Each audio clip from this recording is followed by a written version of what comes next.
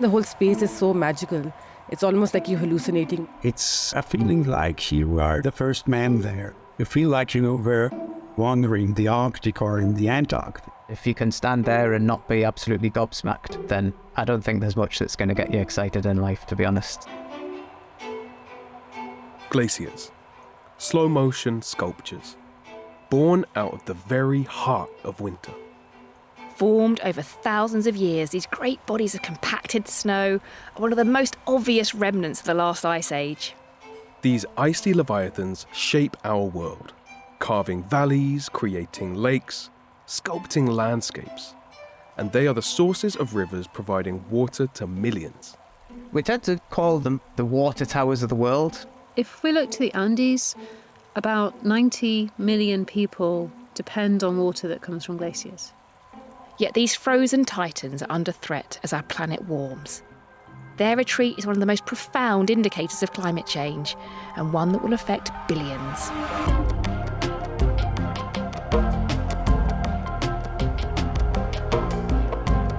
From the Natural History Museum, this is Our Broken Planet, with me, Tori Herridge. And me, Khalil Thurloway. Across this series, we'll be exploring the interconnected problems facing our Earth. We'll be examining some of the issues that we humans have created and asking the question, what can we do about it? And to kick us off today, we're talking about the water towers of the Earth, glaciers.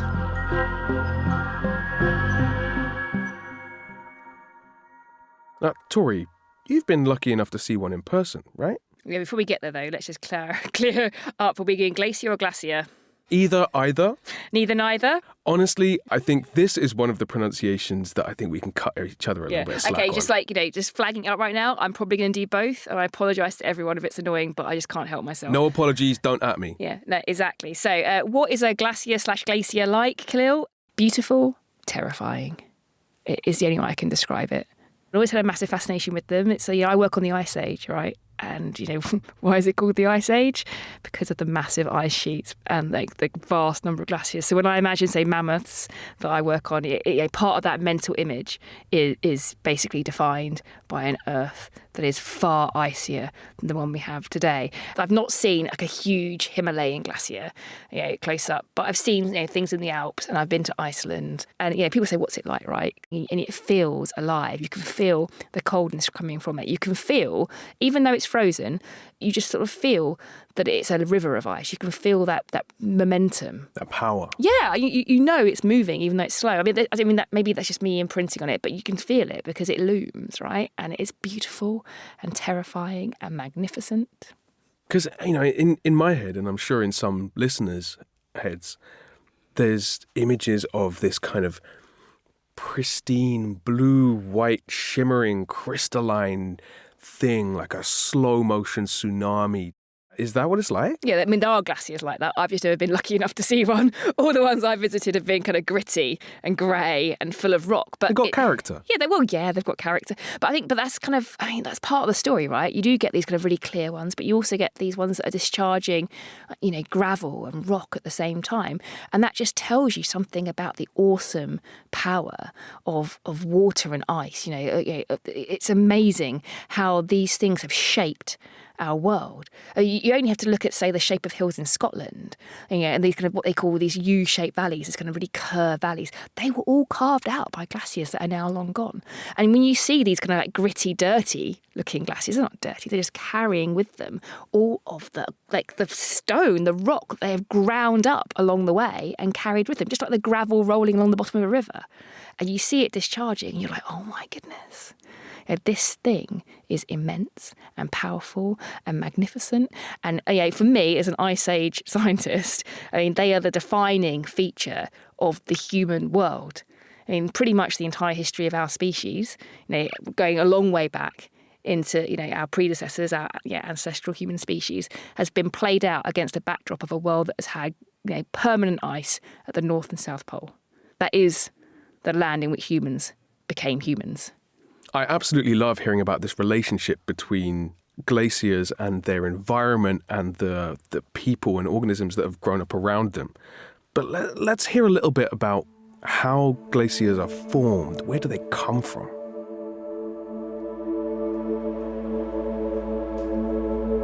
A glacier is just a pile of ice. They're very simple things. Dr. Bethan Davies is a glaciologist from Newcastle University. If you get more snow than you get melt, then a glacier will grow. And that means they form in places like mountains where it's cold at the top, and they also form at high latitudes like the Antarctic and the Arctic.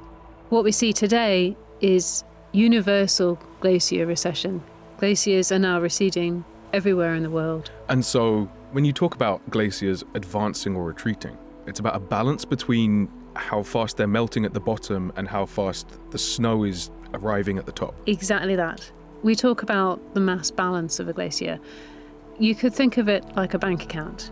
And if you spend more than you receive, then your bank balance shrinks. And it's the same with a glacier. Most of the glaciers on our planet were formed tens of thousands of years ago. But it wasn't so long ago that our planet's glacial bank balance was still growing during a period known as the Little Ice Age. The Little Ice Age was a period of cooler climate, and in Britain it was colder in around 1880. Sometimes the Thames froze over. How little was the Ice Age? It was quite little. Like a couple of years, couple of decades? We're talking about maybe 300 or 400 years when climate was a little bit cooler than today. Just cool enough for there to be a bit more snow in the Alps and for the glaciers in the Alps to grow. But today, the picture is very different. To continue our bank balance analogy, glaciers are barely scraping a living and rapidly eating into their savings. The outlook for glaciers at the moment is not particularly positive. I think it's widely acknowledged that glaciers across the world are heavily in recession. Professor Duncan Quincey is a glaciologist from the University of Leeds. His primary area of expertise is the Himalaya, the world's tallest mountain range. We're seeing these environments changing beyond real historic precedents, at least anything that we are able to have confidence in being able to record in the archive. We're seeing the rate at which they're losing mass accelerating through time. Duncan's research sees him exploring some of these glaciers up close. Recently, he was halfway up Mount Everest, taking samples of the Khumbu Glacier to measure its internal temperature. The ice within the Khumbu Glacier, which we would expect to be very cold, given that it descends from Mount Everest, so you could effectively call it one of our highest glaciers anywhere in the world. We found that ice to be just minus 3.3 degrees in temperature, which is incredibly warm. So the future is a little bit bleak, perhaps, for these mountain regions, and we can expect to see the picture grow increasingly worse. Certainly within the next couple of decades, we'll see some very stark changes, I think. Of course, as glaciers melt, they release water. If the glaciers are losing mass, or they're in recession, as we call it, then that can have a slightly positive impact on the amount of water that is available for the people living in the downstream areas. But of course, that only lasts so long. So in the very short term, we might expect to see more water in those rivers. More water can mean more problems. Often, the water released from glacial melt accumulates, forming high-altitude glacial lakes. However, as this melt accelerates, these lakes become more prone to flooding events.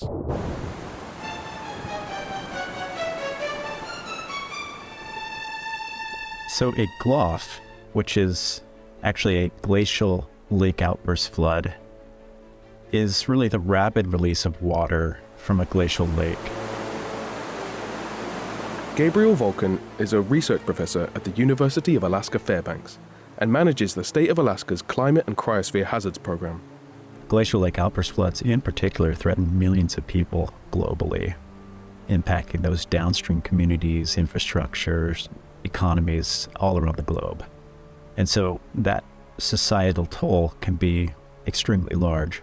In many cases, these are insidious events in that they don't show a lot of signs overtly of being quite dangerous. You simply don't know that danger exists.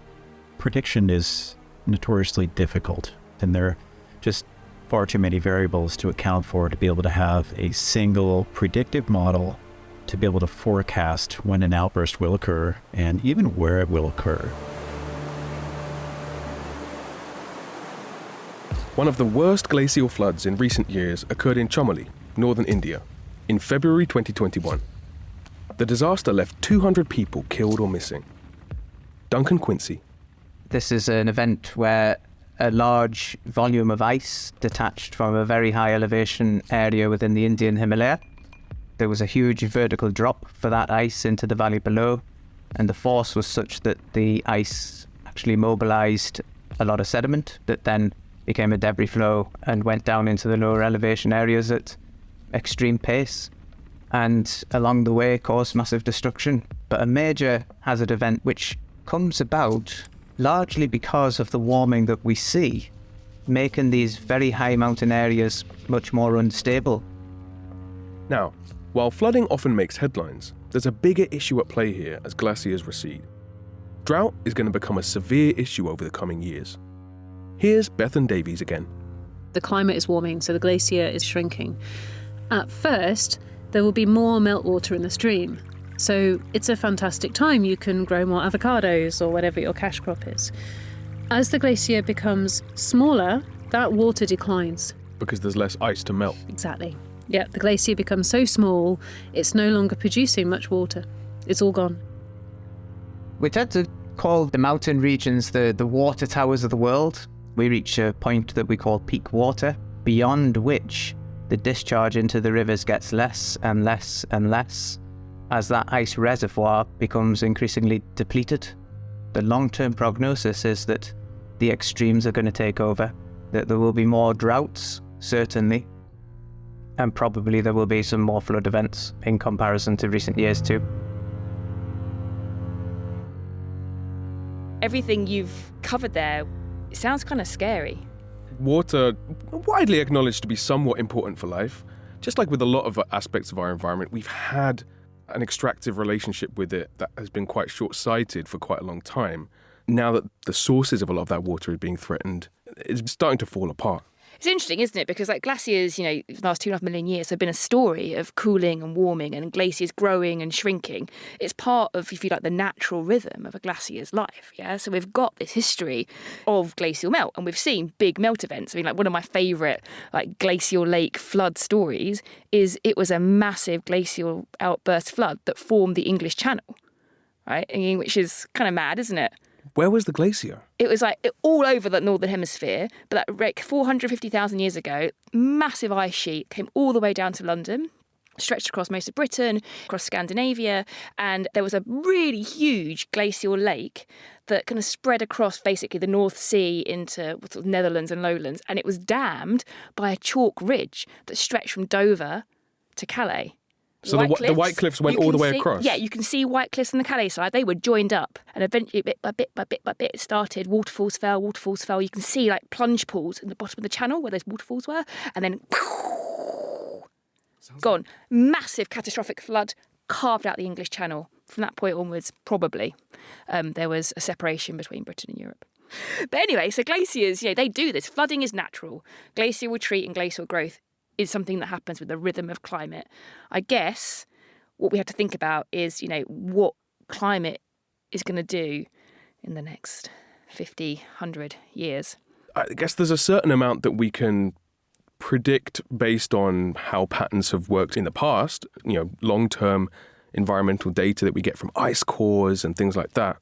But the big difference here is that we are, as a species, making changes to our environment that are really messing with that rhythm. The Himalayas, right? Mount Everest, tallest mountain in the world. Famously big, tall, cold, snowy. Icy, yeah, exactly. Yeah. Himalaya actually means abode of snow in Sanskrit, Ooh. Right? Yeah, because this is an icy place. But if you look there, like even there, the last 50 years shows a massive change in the amount of ice in those glaciers. If you just look at a map, like look at this map here. That's the Khumbu Glacier, right? So we're looking at a map of Everest, and there's the peak at one end of the map, and there's base camp and the way up to it with the Khumbu Glacier at the bottom. Yeah, and so like, you know, top of Mount Everest, 8,850 metres above sea level. Base camp is much lower, it's 5,279 metres, and that's where this Khumbu Glacier stretches down to. Now, on this map, they've coloured it in this paper to show how much it has retreated, if you like, or got thinner in that time period. Right, so between 1962 and 2018, this whole area down here at base camp level and below has basically thinned the order of 60 to 80 metres. 60 to 80 metres? Yeah, it's got thinner. So it is melting. And that's a significant amount. And if you imagine that, like, across the entire glacier. 60 to 80 metres, shallower, all the way along that bottom. All the way along of it. And it's like stretching through a whole valley. To just sort of picture that in your head, that's not much shorter than, say, Big Ben. And that, of course, is played out not just in the Himalaya, but across the high mountains of the world. And I think, there's some kind of ridiculous number, like incomprehensible number of what that equates to in the amount of water that is lost from glaciers per year is something like 267 gigatons, 267 billion tons. I mean, you can't even picture that amount of water. Our brains aren't really wired to think of amounts that big. No.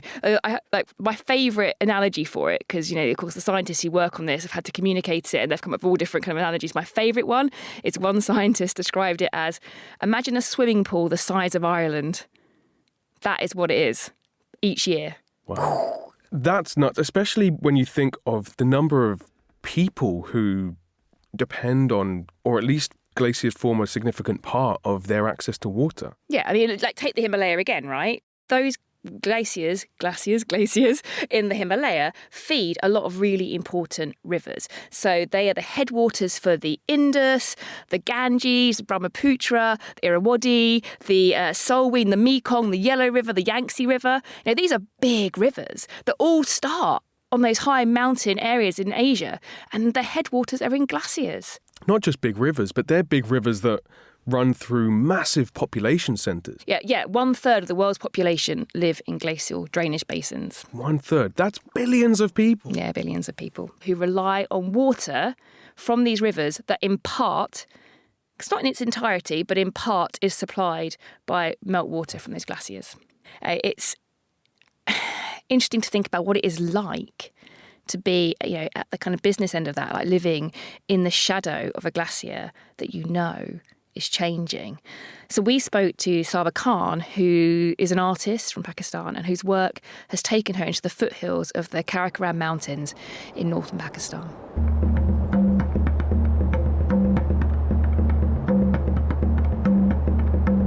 Majestic, rocky, pretty amazing mountains.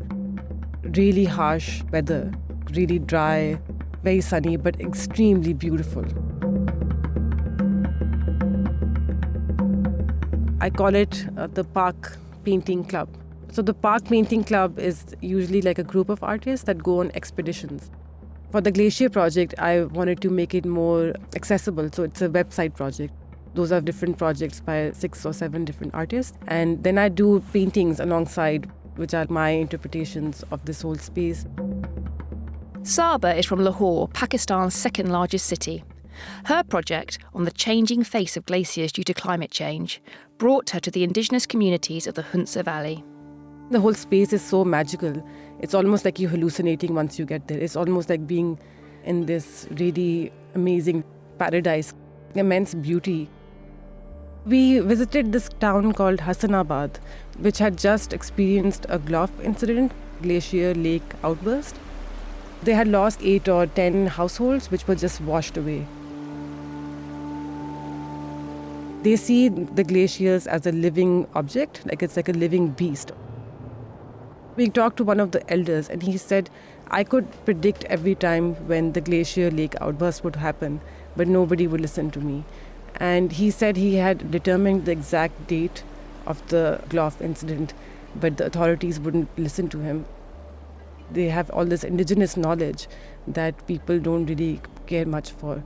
Even if they're not university educated, they know very well what's happening.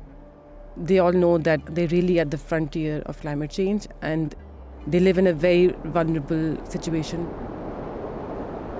Saba also travelled to the Skardu district, 150 miles further east. For hundreds of years, the people there have conducted glacier marriages, or glacier grafting, between male and female glaciers. The idea is to seed the next generation of glaciers that will feed and water communities for years to come. They believe the black glacier, which has accumulated debris over time, is a male one, and the white glacier is a female one. So they bring big chunks of ice, like the size of a football, and 25 people carry them over the mountain. Their theory is since 1600s, their ancestors had been crafting glaciers, and that's why there's so many of them.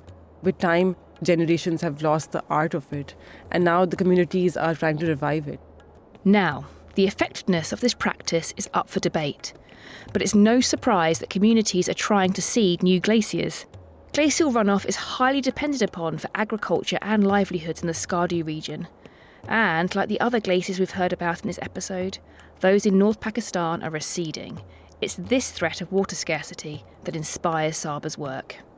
I think it started from this artist's residency that was in the foothills of the Himalayas in this British hill town. One of the reasons why British also moved away from that hill town was because there was hardly any water.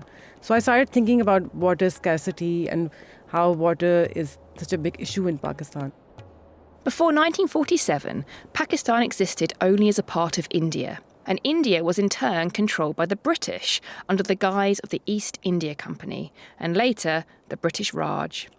They shaped the irrigation system in the country, a vast network of canals, dams and reservoirs fed by the Indus River basin.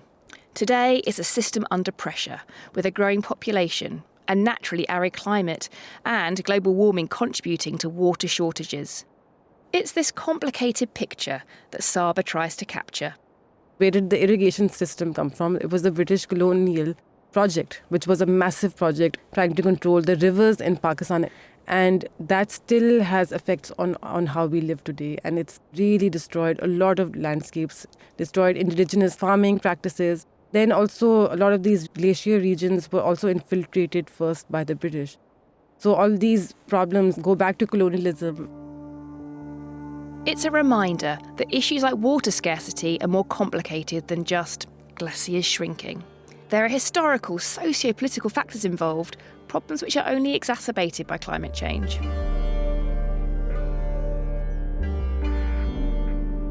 So this, I think, really highlights the legacy of the colonial project and the way that we can't separate history and politics from the environmental science of our changing world. Yeah, you've got the science on one hand, right? And yeah, the science is what it is. But ultimately, everything else is about politics. It's all about humanity and the way we respond to stuff. One of the big things we've got to unpick is something that we would like to think that we've left in the past, but actually we really haven't. And that is, we can't agree on who matters. I think even if we could, the infrastructure's there, right? The system's been changed and it's created a kind of a cascading effect. The situation that Saba described, you've got villages that are kind of working within the really tight constraints of their environment. And that is in stark contrast to these kind of big, like grand projet, colonial projects of the past where the rivers were dammed, irrigation systems were changed. And that is the same approach that people are still taking today with all the great big hydropower projects that are happening in the same regions. We're going to need a pretty radical shift in our relationship with not just water and ice, but every aspect of our natural environment. At the moment, the thing that decides whether a big project is done or whether something is built or whether something is not built is money. That kind of mindset has got us to where we are. And if we're going to fix it, we're going to have to completely reevaluate how we relate to that. And we have the power to make that change. If we can change how we think and feel and act and spend and vote, then we can exert pressure on these powerful systems and organizations and individuals that have the capacity to make these large changes we need. You can't change the science, but you can change the people. Mm-hmm. When you get to that business end, the people who live right, like cheek by jowl with glaciers, their relationship with it is so interesting. We might not feel the effects, in Britain or like in a fancy city like downstream like Lahore, but up there in the high mountains, people are having to deal with it right now and make changes on a daily basis. If you travel east, outside of Pakistan into the Indian Himalaya, There's a relatively new invention that people are using to mitigate water shortages at a local level. They're called ice stupas. So essentially, ice stupas are also known locally as artificial glaciers. That's Professor Matteo Spagnolo from the University of Aberdeen. For the past few years, his work has focused on Ladakh, a very high, very dry region in the Indian Himalaya. With average yearly rainfall of only 3 inches, glacial runoff is critical to keeping communities fed and watered. It's a way to essentially store water in the form of ice and use it in early spring. So the logic here is that during the winter, there is still enough water in the local rivers. But then as the seasons progress, usually there's very little water left. Essentially, that means that the growing season in Ladakh is extremely short. And being able to extend that growing season even by a few weeks could make all the difference.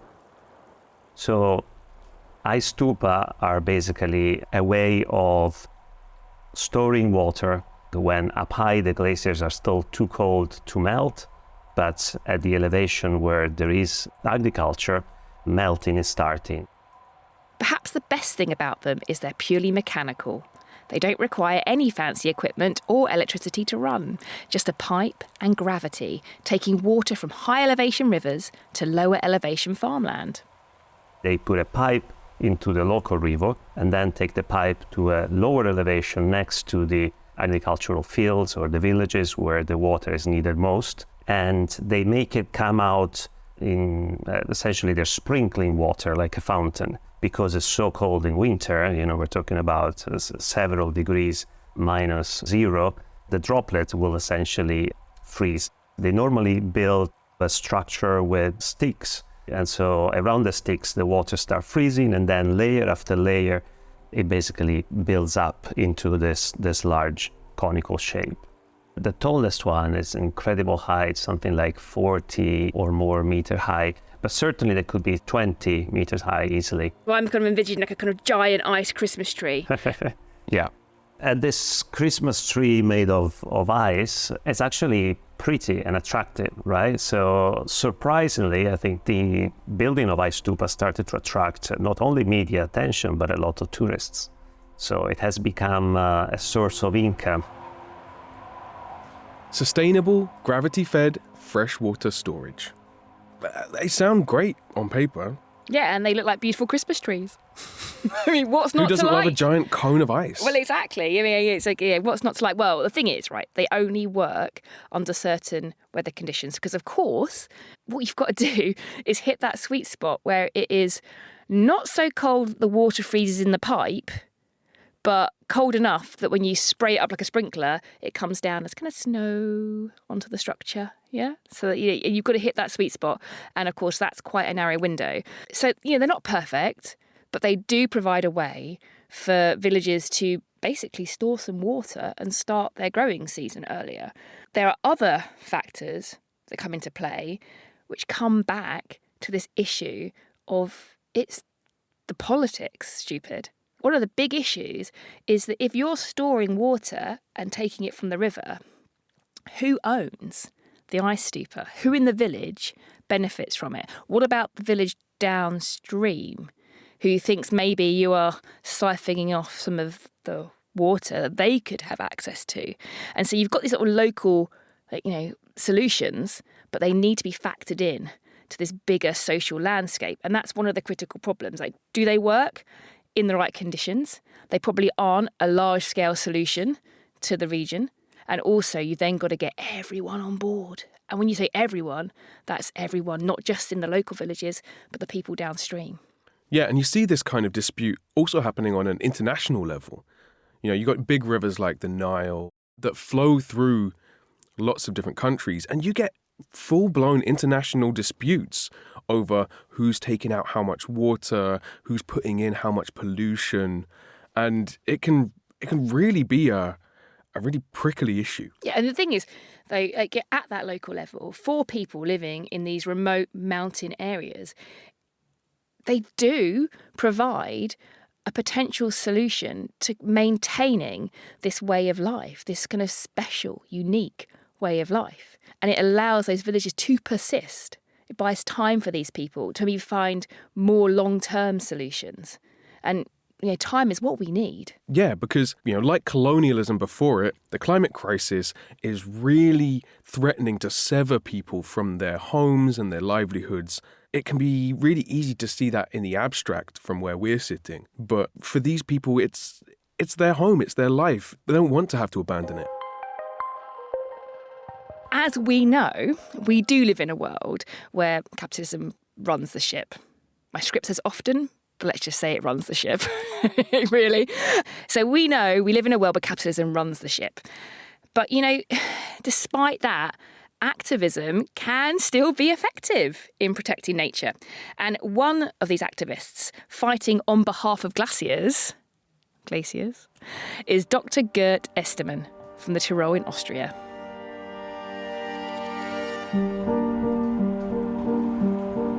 It's a very mountainous area with high peaks up to 3,700 meters of sea level.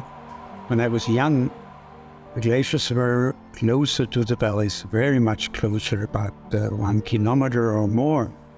My mother, she's 93 now, she told me when she was working on a mountain hut, the glacier ended right in front of the terrace. Then they used it as a fridge. And now you have to walk for 1 hour to get to the same glacier. The Erz Valley, where Gerd lives, has changed a lot in the past 50 years. The ski industry has brought wealth to a previously poor region, but at a cost to the natural landscape. There are some ski area operators that can't get enough and they want to make more money. They call it landscape modeling, what they are doing. That means to blast off rocks and to use excavators. In summertime, it looks very different. It's not very inviting. In wintertime, there is snow covering all the sins that they have done in the summertime. In 2016, Gerd started a petition to cancel the planned merger of 2 ski resorts, plans that would have built on 3 previously untouched glaciers. They wanted to merge 2 smaller ski areas into a larger one. The plans would have levelled 64 hectares of glacier ice. That's 90 football pitches. We started with a petition, which was very, very successful. We have 172,000 supporters. Wow. And we had a paper roll, 18 meters long and 1 meter wide. And all the 170,000 signatures were on it.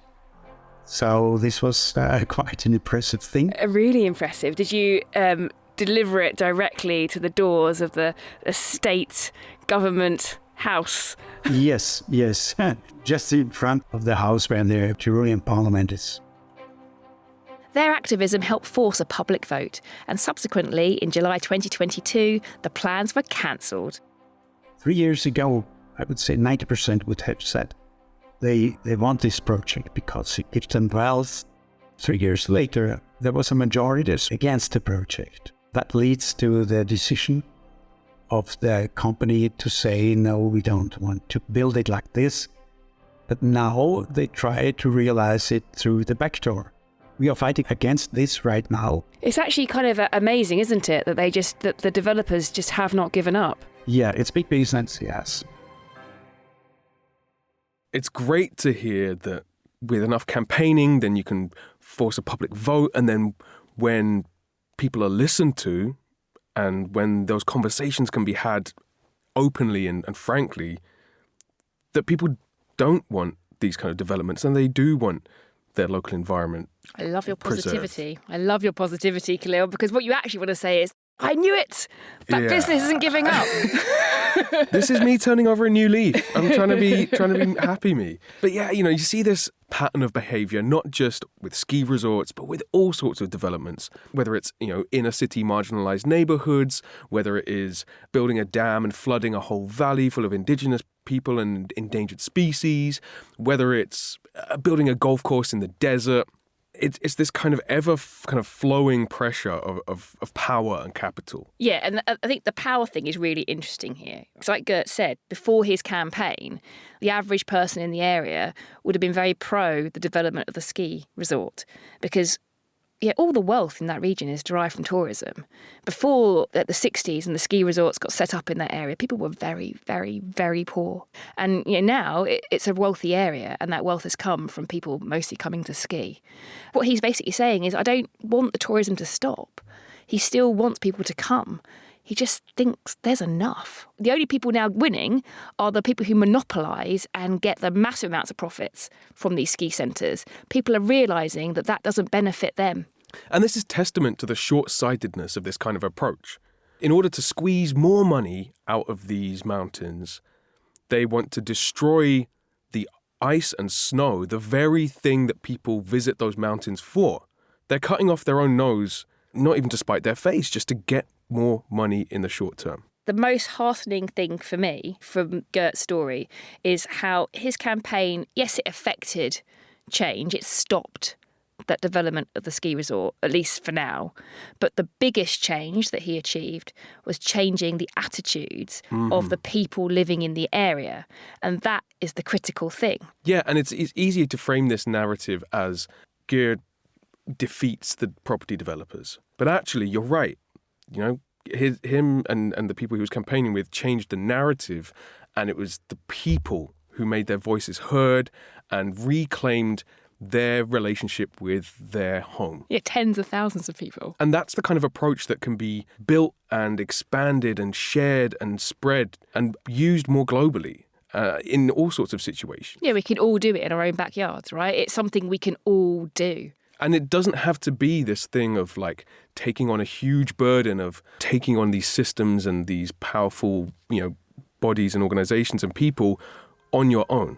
It's a collective effort, and that's the only way that we're going to get our way out of the situation that we've got ourselves into.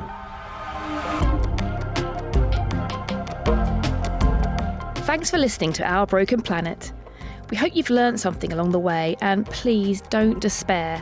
We all have an important role to play in helping to fix the problems in our world, and it starts with having conversations like the ones in this episode, as many as possible. So why not share this episode with friends and family?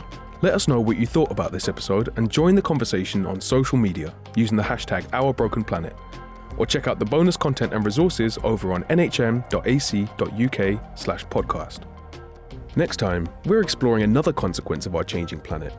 Welcome to the Nerdalocalypse. The Nerdalocalypse? The Nerdalocalypse? The Nerdalocalypse. Okay. We hope you can join us. Our Broken Planet is presented by Khalil Thurlaway and me, Tori Herridge. The assistant producer was John Rogers. The producer was James Tyndale.